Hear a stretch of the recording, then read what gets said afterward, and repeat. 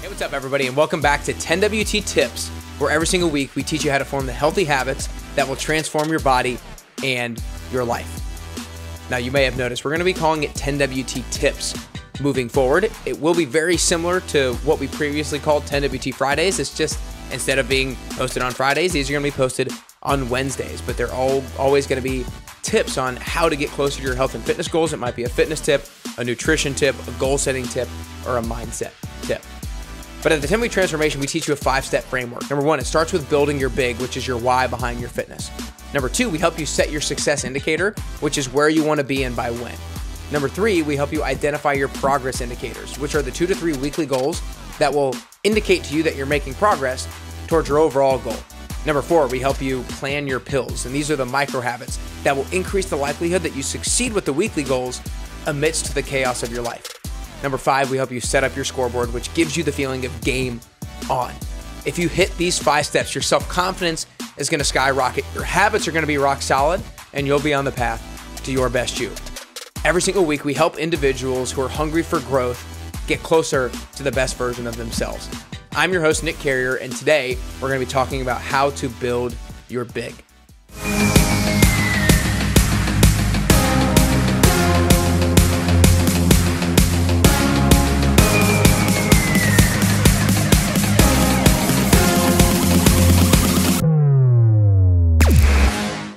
Today, I'm really excited to get back to ground zero with the 10-Week Transformation Framework with building your big. Now, if you have been listening to 10WT Friday and 10WT Tips for a while, then you may have heard about building your big. But it's never a bad idea to get a refresher on how to do this and reconnect with this, because even though I've coached some people who have done 10-week transformation after 10-week transformation after 10-week transformation, we continue to refine this big because it can be so powerful when it comes to lasting motivation. And so when it comes to building your big, what is your big? It's your best you goal, BYG, and this is your why behind your fitness. This is why it's important for you to dedicate time, energy, and attention to your health and fitness. It's why it's important to you to step foot in the gym on a regular basis. It's why it's important to you to make healthy choices outside of the gym and in the kitchen. It's why it's important to you to drink the water, to not over drink alcohol, to not eat too many sweets and snack too much and all of these things. It's like, why is this actually important to you? Because it's really important to connect with that deep emotional why, because it will very much impact your decision-making moving forward. And so how do we do this? Well, it's a 3-step process to build your big. Number 1, we have to identify what we want to avoid. We want to identify the things that we do not want to be true. And so this is kind of not a very sexy topic or not a very sexy question or idea to explore, but essentially what we're doing here is we're identifying our own version of hell. We're asking ourselves, okay, these are our bad habits. What if these bad habits got the best of us? What if this drinking habit got the best of me and I did this months after months and maybe even years after years? Or what if my bad eating habit or my sweet tooth really got the best of me? Or what if my laziness got the best of me and I didn't exercise? Like, actually imagine the potential future version of yourself where the bad habits get the best of you and you're 2 years down the road and you're 30 pounds overweight and you're sitting on your couch and you are miserable. Or you look in the mirror and you are miserable because the bad habits got the best of you. So almost identify who you could become if the bad habits got the best of you and what that regret might feel like. Because if you can get in touch with that, what that does is it paints a picture of what you're trying to work away from. It paints the picture of that lion who is chasing you from behind and that you are going to run away from. Number 2, when it comes to building your big, you want to identify who you want to become.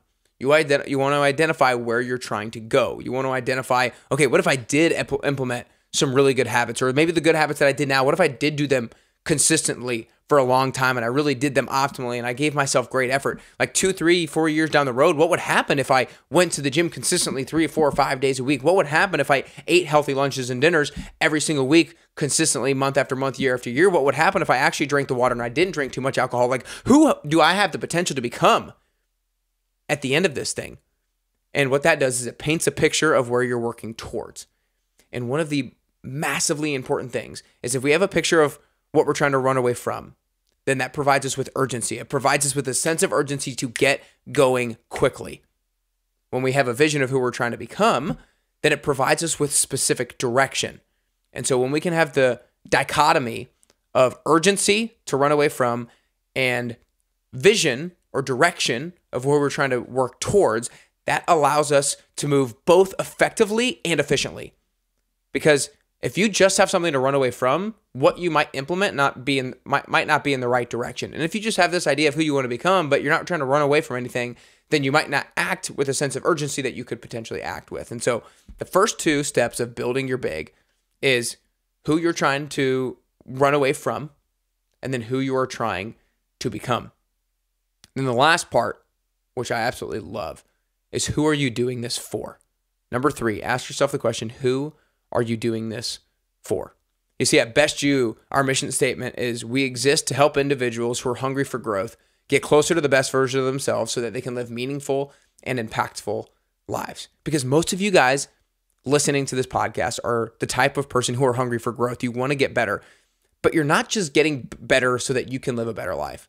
You're also getting better so that you can positively impact the other people in your life. That's why we have the meaningful and impactful lives, because so many people I coach are parents, and a big part of their why is being a good role model for their kids. And I actually have some people that I coach who are my age, and they're trying to be a good role model for their parents because they never had a good picture of what healthy habits looked like when they grew up, and they want to show their parents what that looks like now. And it's funny because I have a client who told me the other day one of her biggest whys is to motivate her mom. And when she did the first 10-week transformation about 1.5 years ago, or a couple years ago, her mom has lost 30 pounds since then because she set a positive path and was a good role model for her mom. And that just like almost got me emotional and just gave me butterflies, because it's like, oh my gosh, it can work in both directions. And so it doesn't have to be a family member. Think about the people that you work with. If you start implementing your health and fitness, your friends, the people that you work with, they're probably going to start to slowly make changes as well and slowly desire to get where you want to get, because they'll either see you looking better or feeling better, or just having more energy, and they'll be like, I want that.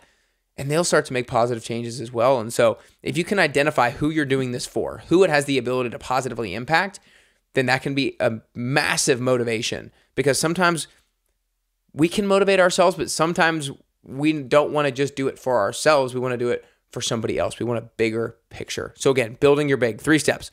Number 1, paint a picture of who you're trying to run away from. Paint a picture of the don't wants. Paint the picture of what you're trying to avoid. Paint the picture of if 2 to 3 years your habits got the best of you, where would you have the potential to end up? Number 2, who are you looking to become? If you did have good habits for 2-3 years down the road, or maybe in a year, who would you have the potential to become? How would you have the potentially to feel different and you look different? Like, think about all the positive changes that could happen. And number 3 is, who are you doing this for?